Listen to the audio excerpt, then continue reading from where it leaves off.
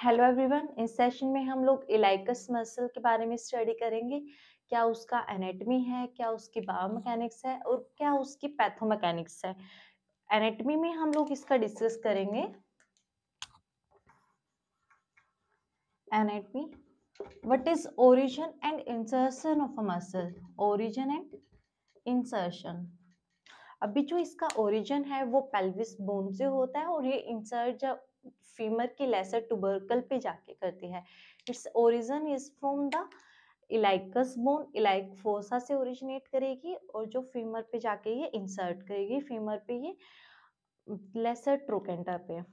Then discuss this is, suppose this is our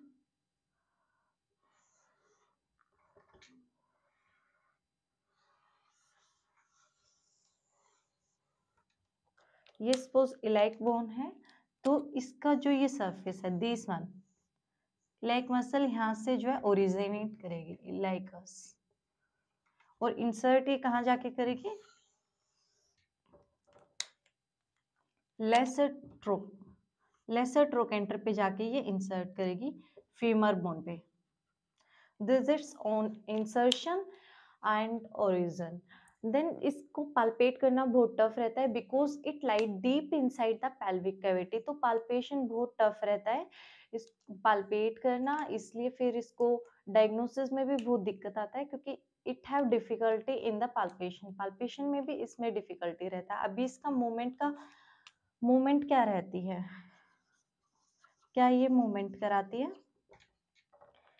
hip flexion, hip flexion कराती है। It is its primary movement और सेकेंडरीली ये क्या कराती है लेटरल रोटेशन। हिप पे ये लेटरल रोटेशन प्रोवाइड करवाती है एंड ये हिप फ्लेक्शन प्रोवाइड करवाती है। लेकिन मीडियल रोटेशन में इसका कोई रोल नहीं रहता है बिकॉज जो मीडियल, तब हम मीडियली बात करते हैं तो इस मसल का जो ये मूवमेंट आर्म है वो बहुत स्लो रहता है और जब ये मिडली रोटेट करेगा तो मूवमेंट आर्म इसका और भी ज्यादा लो हो जाएगा, तो एफिशिएंसी मसल का बिल्कुल डिक्रीज कर जाएगा। मिडली तब ये रोटेट करेगी, तो मिडियल रोटेशन में इसका कोई रोल नहीं है। It helping the hip flexion and lateral rotation में ये हेल्प करता है।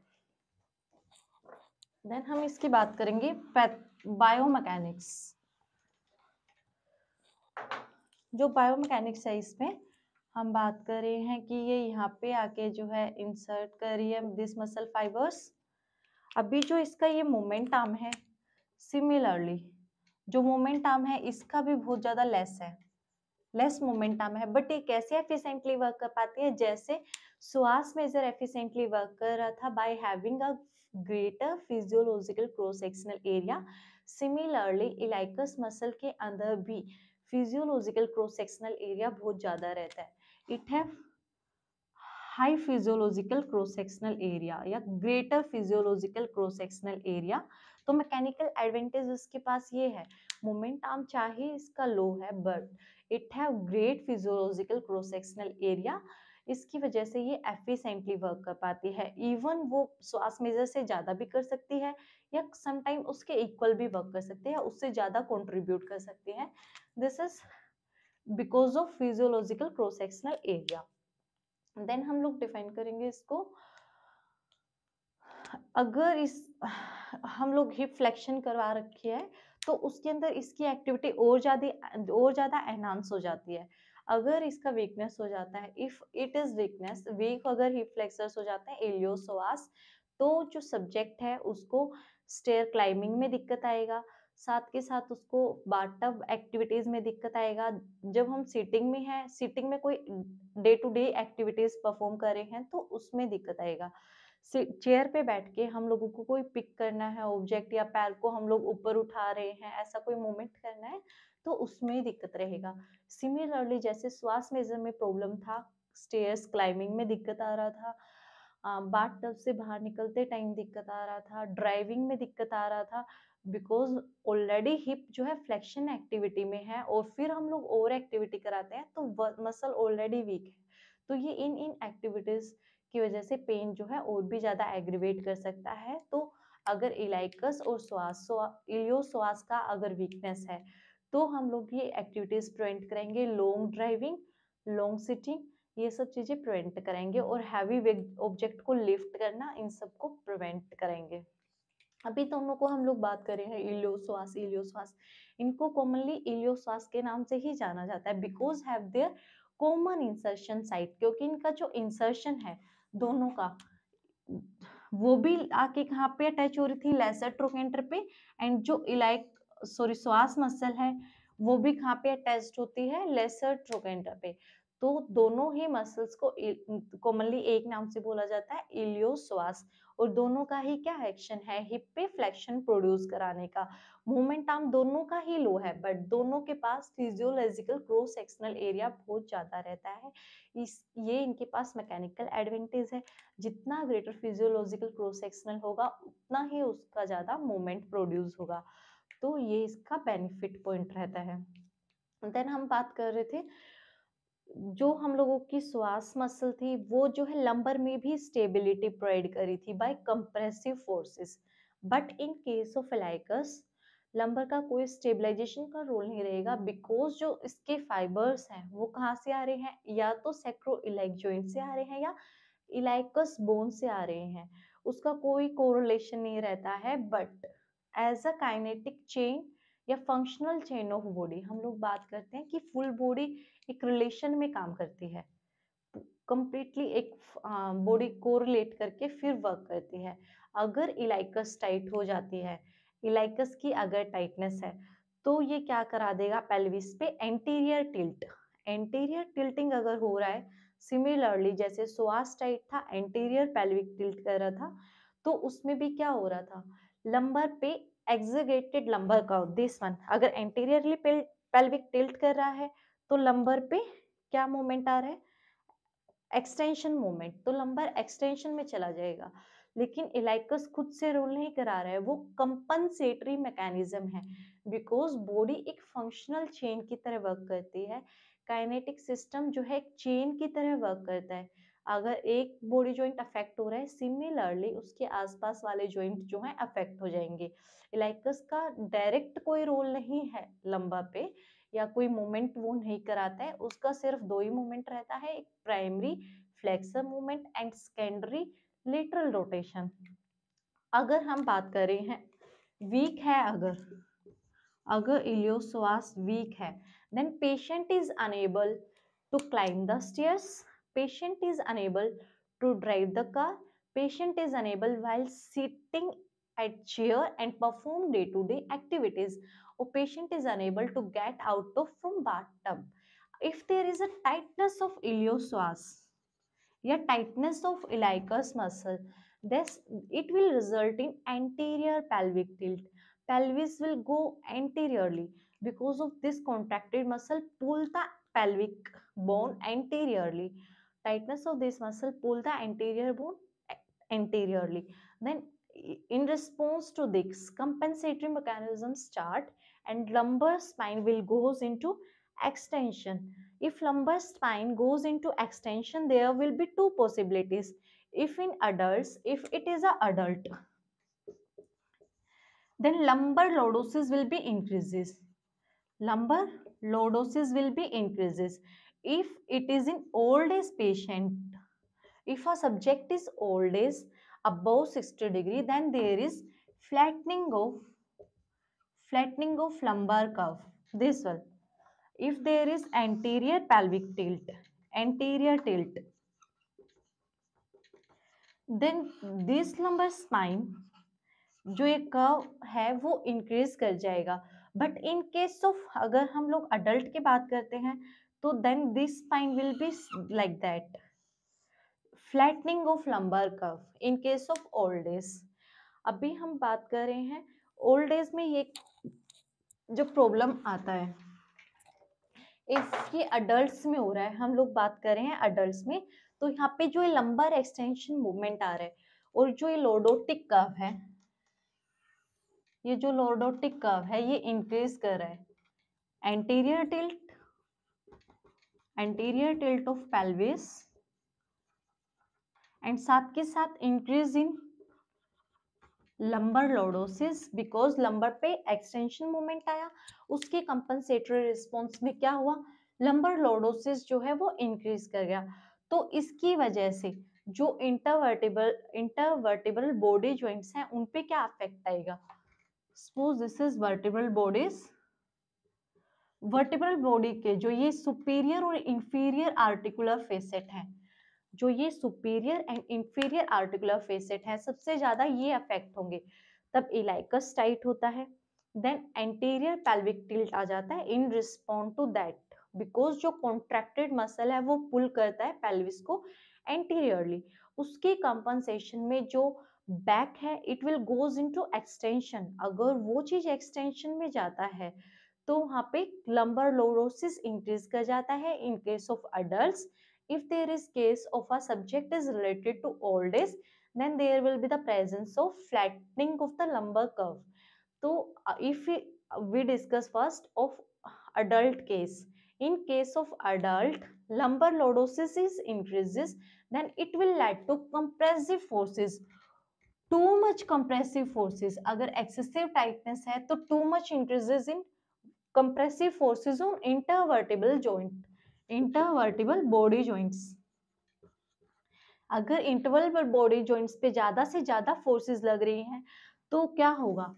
फेसेट जॉइंट पैथोलॉजी हो जाएगा, फेसेट जॉइंट पैथोलॉजी।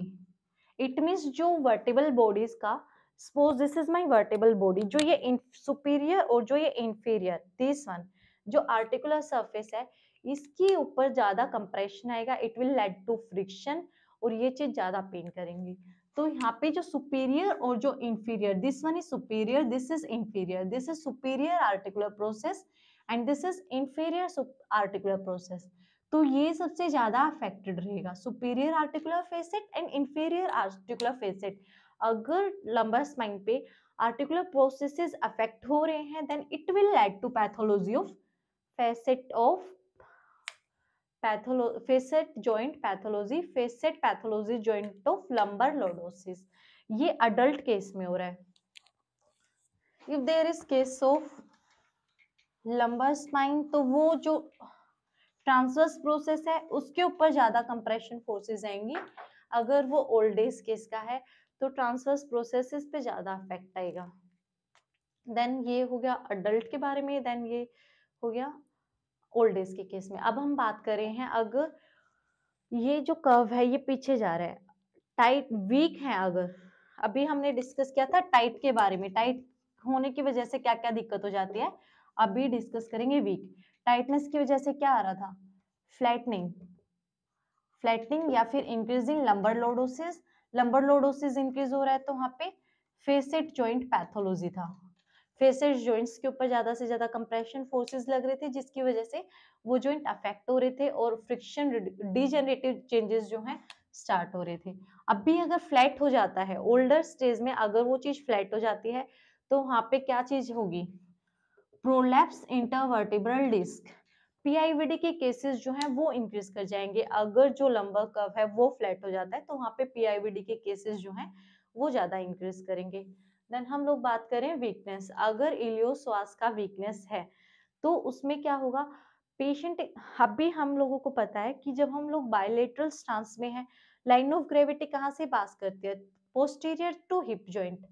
तो अगर इलियोश्वास वीक है तो उस केस में क्या होगा? लंबर एक्सटेंशन में बॉडी जाएगी in response to catch the line of gravity lumbar extension में। इलियोश्वास बहुत ज्यादा वीक है तो क्या होगा? पेशेंट की टेंडेंसी होगी वो फॉल कर सकता है, बट वो फॉल नहीं होता है। क्यों?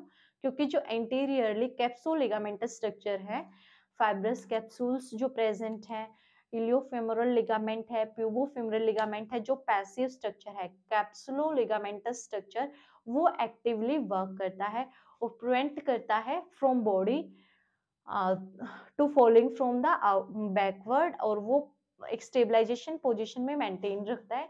और इस पोजीशन को फिर क्या बोलते हैं?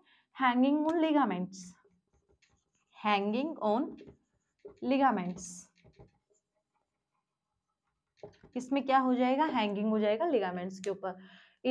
अगर इलियोश्वास दोनों ही वीक हैं, नॉर्मली हम लोग एक सैजिटल प्लेन का एनालिसिस की बात कर रहे हैं, बायलेटरल स्टांस में है तो जो लाइन ऑफ ग्रेविटी है वो कहाँ से पास कर रही है? Posterior to hip joint. अगर posteriorly line of gravity pass कर रही है तो बॉडी क्या वर्क करेगी? Lumbar extension. बट नॉर्मली हम लोगों को लंबर एक्सटेंशन दिखाई नहीं देता है, वो बिकॉज क्योंकि जो एंटीरियरली कैप्सुलो लिगामेंटस स्ट्रक्चर प्रेजेंट है वो एक्टिवली वर्क करता है और वो एक स्टेबिलिटी प्रोवाइड करके रखता है। अगर वीकनेस हो रहा है इलियोश्वास का, ये मसल्स लिटिल बिट कंट्रीब्यूट करती है इस स्टेबिलिटी प्रोवाइड करने में। और अगर ये वीकनेस है तो पूरी बॉडी किसके ऊपर डिपेंडेंट है? कैप्सुलो लिगामेंटस स्ट्रक्चर पे डिपेंडेंट है। कैप्सूल्स, अभी हम लोग टोटली डिपेंडेंट है fibrous capsule, iliofemoral ligament and pubofemoral ligament. अगर एक्सेसिव वीकनेस है इलियोश्वास का तो उस कंडीशन को बोलेंगे हैंगिंग ऑन लिगामेंट। ये हो जाएगा हैंगिंग ऑफ लिगामेंट। वीकनेस में क्या कंडीशन दिखाई दिया? Hanging on ligament. टाइटनेस में फ्लैटनिंग हो रहा है तो पीआईवीडी के केसेस इंक्रीज कर जाएंगे। अगर लंबर लोडोसिस बहुत ज्यादा इंक्रीज कर रहा है तो वहां पे आर्टिकुलर प्रोसेसेस हैं जो फेसेट जॉइंट के हैं वो अफेक्ट करेंगे। देन हम लोग डिस्कस करेंगे अभी दिक्कत क्या क्या रहता है। जो क्लिनिकली केसेस आते हैं जिनको इलियोश्वास की वजह से अगर बैक पेन है और उनको हम लोग हर एक ट्रीटमेंट दे चुके होते हैं, लाइक टेंस एसडब्ल्यूडी ट्रैक्शन हम लोग प्रोवाइड कर चुके होते हैं, लेकिन पेशेंट को फिर भी रिलीफ नहीं आ रहा है, तो आप तब भी रिहैबिलिटेशन प्रोटोकॉल स्टार्ट करते हो तो हर एक चीज का प्रॉपरली एनालिसिस करो कि वो हो सकता है it may be due to iliopsoas tightness या इलियोश्वास वीकनेस की वजह से भी बैक में पेन आ सकता है। तो इसको आइडेंटिफाई करना, इसको टेस्ट करना, ये सबसे इम्पोर्टेंट रहता है। इलियोश्वास को आइडेंटिफाई करो अगर बैक पेन के केसेस हैं उसके साथ साथ। This is all about the iliacus muscle. Review करते हैं। Origin is from iliac fossa and insertion is on the lesser trochanter. इसका जो मूवमेंट आर्म है वो लेस रहता है लेकिन इफेक्टिवली वर्क कर पाते हैं because of having greater physiological cross sectional area. अगर ये इसका टाइटनेस हो जाता है तो एंटीरियर पेल्विक टिल्ट मिलेगा, उसकी वजह से लंबर लोडोसिस इंक्रीज कर सकता है, या फिर अगर लंबर लोडोसिस इंक्रीज नहीं है तो second flattening of lumbar spine. तो इसकी वजह से डिजेनरेटिव चेंजेस आने स्टार्ट हो जाते हैं स्पाइन पे। स्पाइन पे डिजेनरेटिव चेंजेस आ रहे हैं तो वो हो सकता है सुपीरियर इंफीरियर आर्टिकुलर फेसेट को अफेक्ट कर रहा हो इंटरवर्टेबल बॉडी जॉइंट्स के अंदर। तो उसकी वजह से क्या हो सकता है? जो आर्टिकुलर फेसेट पैथोलॉजी है वो स्टार्ट हो सकता है। If it is about of lumbar lordosis increase कर रहा है तो ये चीज हो सकती है। अगर फ्लैटनिंग हो रहा है तो प्रोलैप्स इंटरवर्टिबल डिस्क के केसेस जो हैं वो इंक्रीज कर सकते हैं, तो इसको आइडेंटिफाई करना बहुत इंपॉर्टेंट है क्लिनिकली भी। This is all about. लेकिन पेशेंट को ध्यान रखना है गेट के टाइम पे, लाइक नॉर्मल वॉकिंग में कोई दिक्कत नहीं रहेगा क्योंकि नॉर्मल वॉकिंग में हिप पे कितना फ्लेक्शन एक्टिविटी चाहिए? 20 to 30 डिग्री। लेकिन तब वो एक सिटिंग में या फिर जहाँ पे हिप फ्लेक्शन पे ऑलरेडी एक्टिविटी है और उसके बियॉन्ड एक्टिविटी करेगा तब पेशेंट को पेन राइज होगा। Thank you.